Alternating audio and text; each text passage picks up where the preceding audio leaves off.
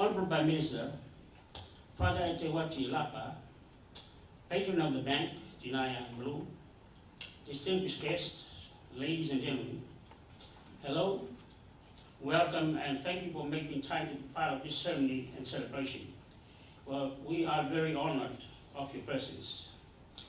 Samoa Commercial Bank had its official opening 17 years ago on the 11th of April 2003, and the Honorable Prime Minister to the airport delivered the keynote address on that day and challenged Samoa Commercial Bank to ensure the bank is properly led, managed, and operated on prudent and good business practice if it was to have a place in the bank industry in the country and have a role in contributing to the development of Samoa.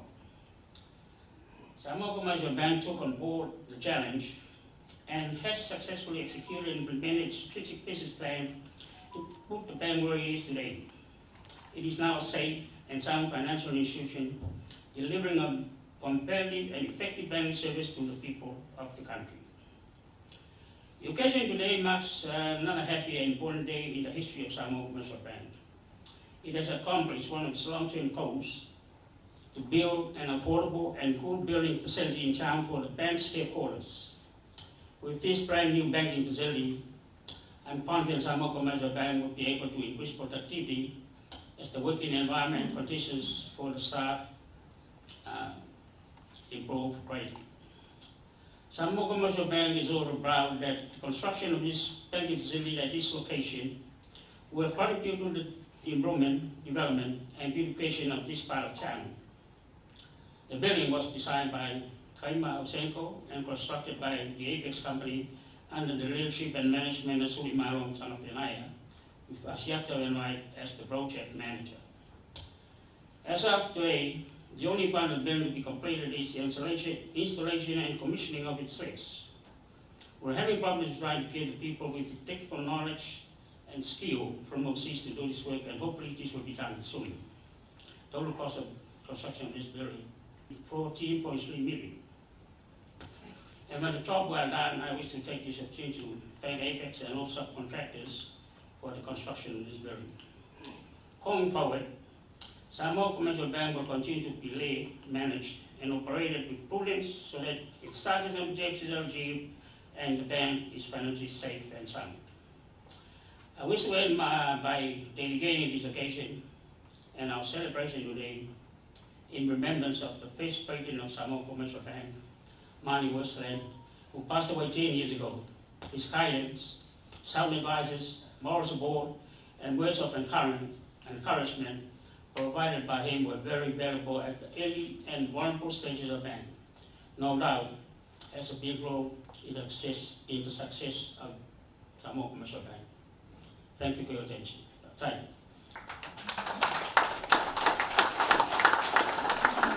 Originally, Kaya Fetowina, Nasolene,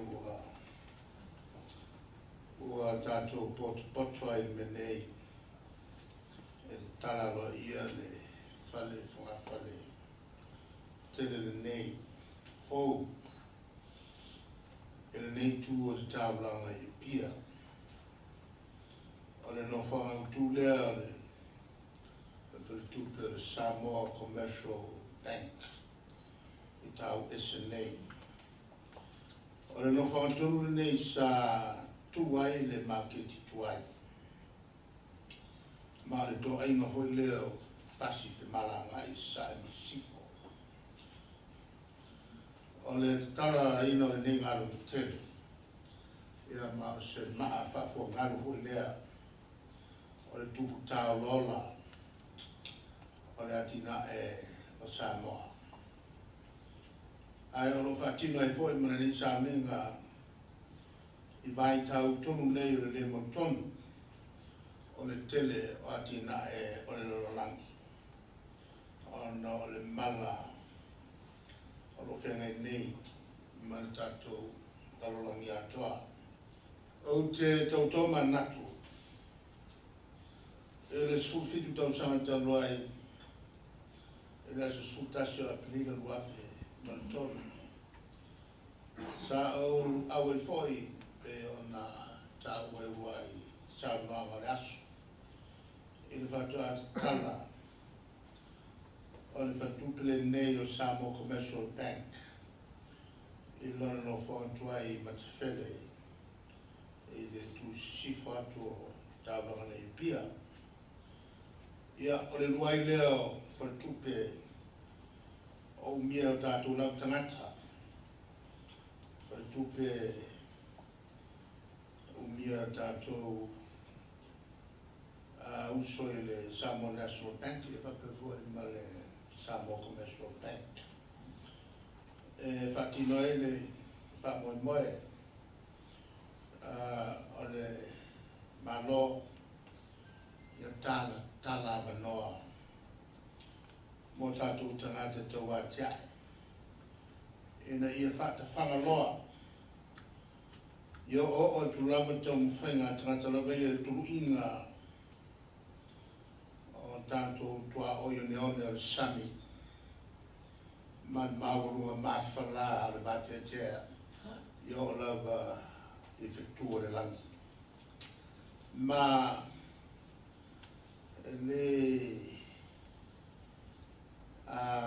ele au nola ma tau whenga whapene mo I tau sa e foi tau whenga whanatupe mai whafole teimi e wala I tūlanga whatau wā masani whanatupe e tina tau whenga o tātou tangata whanatupe nei lua e te iane o leo ngā leo o le tūlai mai me whatuina tau sanga e whiwisa lau o le whā o le whanatupe tū tonu nei lātou whata oto ka wala ma tāu fiai e whaongāsi se e nisi foi pisinisi ni au wala le tau loa le tula whannoa te pēa isi pisinisi me se pisinisi o tātou tulu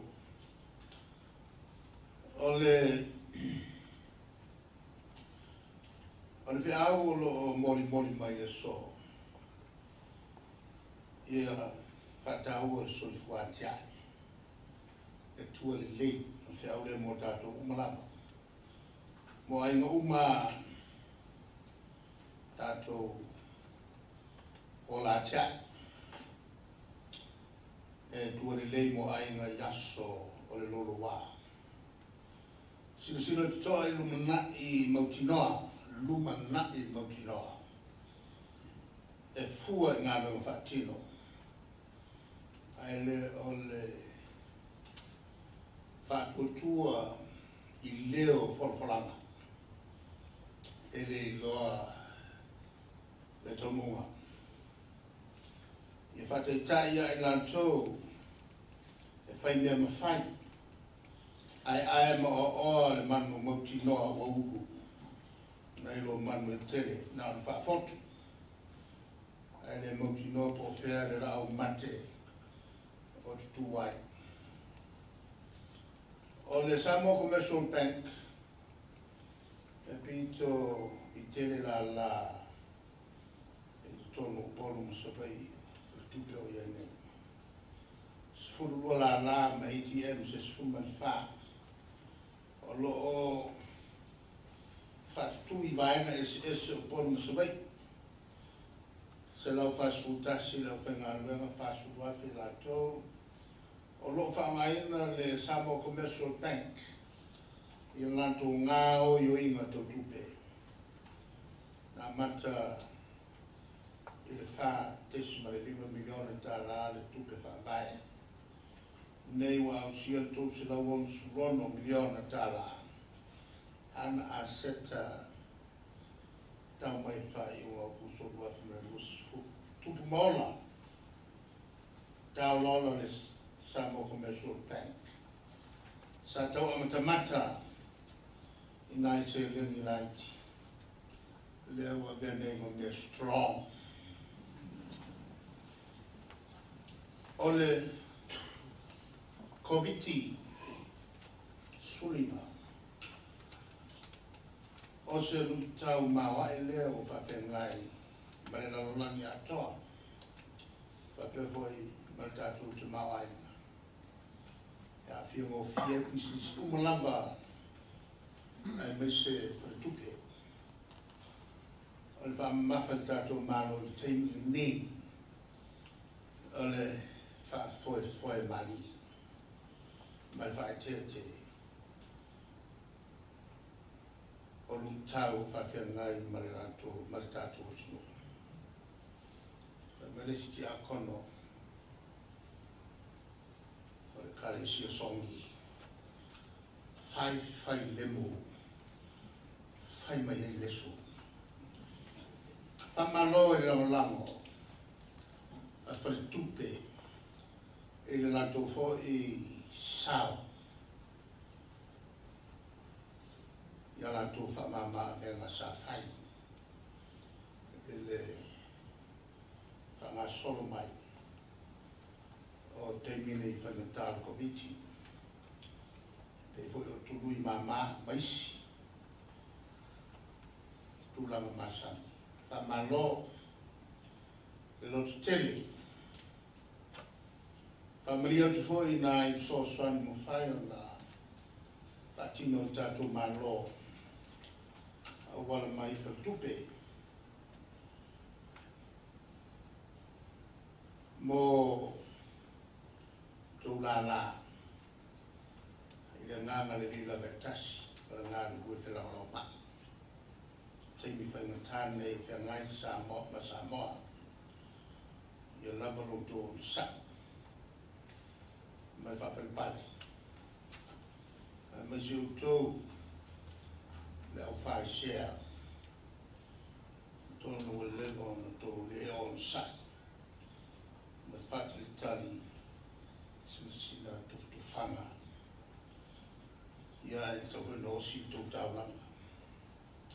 E whai aso le tua. Te tasi lawe si au te mai lui. O mea whapene malau mai o le malo te sawa malau lui. Mou tau le pulenga. Whatu nisi tau la lai whafa. O Samoa. So soantele le pui ai. Pui malu ai tō so tanga whakatoa whakatupe whakao malo. Whai mo fie ai o na whili wai fo euli roto sa. Yaso swinga tele bavave. O whai no whawai. O te ngā tupe. Tau fie ai ma tili. Tātou whasang tau tuai te ngā tupe whasotu la whono. Whaia i la tō, whaia nei fo i tua i ngā sotu la whono whaka malo. O te whasi si la tuai, o te tararo i nei, le tō whantupe, ma o tō ngā o yoi ngā whapisnis. So i fo mei manuia.